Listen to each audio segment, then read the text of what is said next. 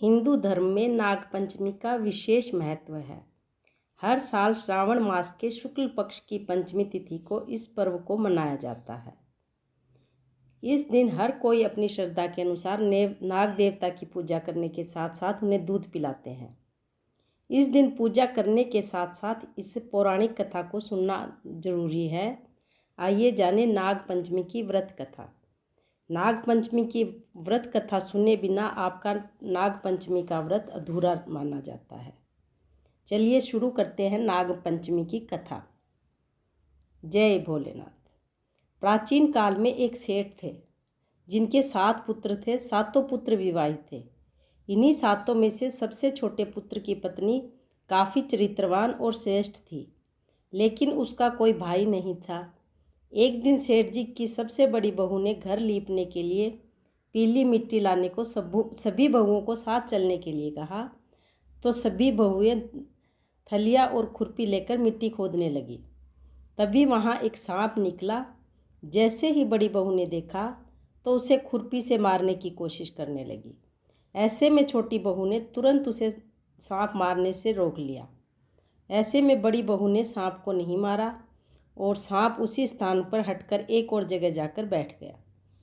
फिर छोटी बहू ने सांप से कहा कि मैं अभी लौट कर आती हूँ, तुम यहाँ से कहीं मत जाना, यहीं बैठे रहना।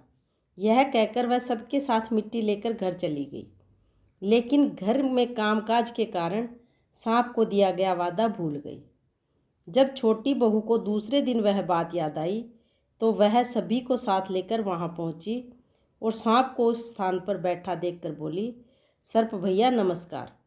सांप ने कहा कि तू मुझे भाई कह चुकी है, इसलिए तुझे माफ़ कर देता हूँ, नहीं तो झूठी बात कहने के कारण तुझे डस लेता।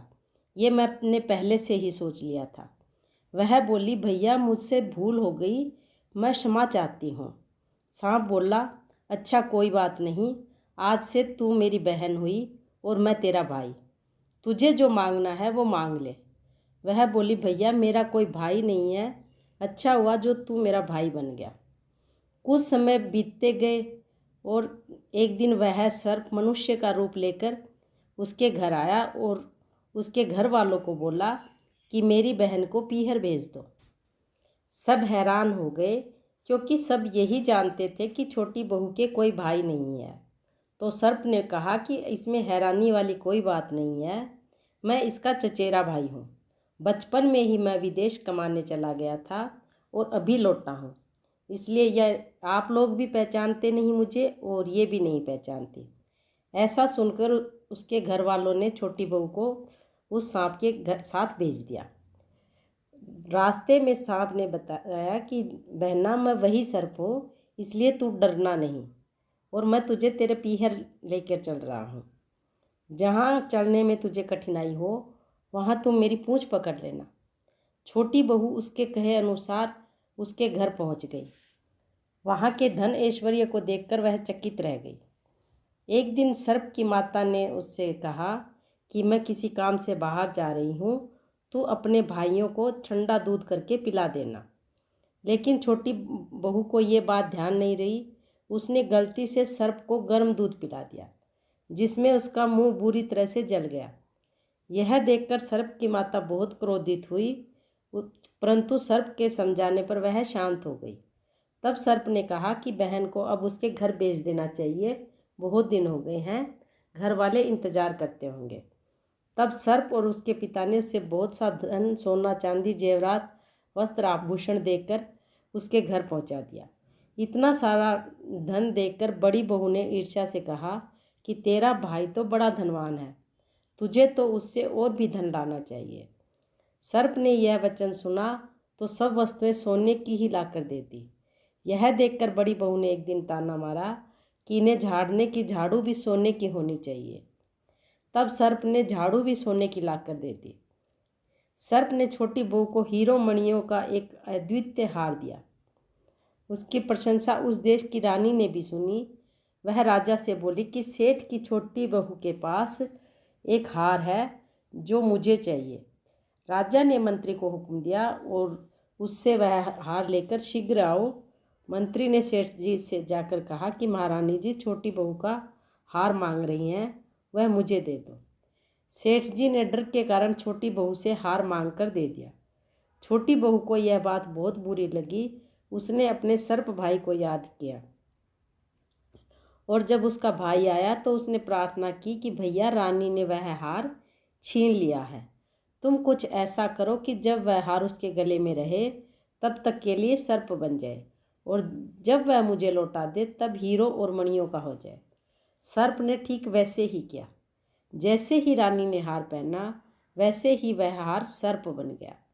यह देखकर रानी चीख पड़ी और रोने लगी।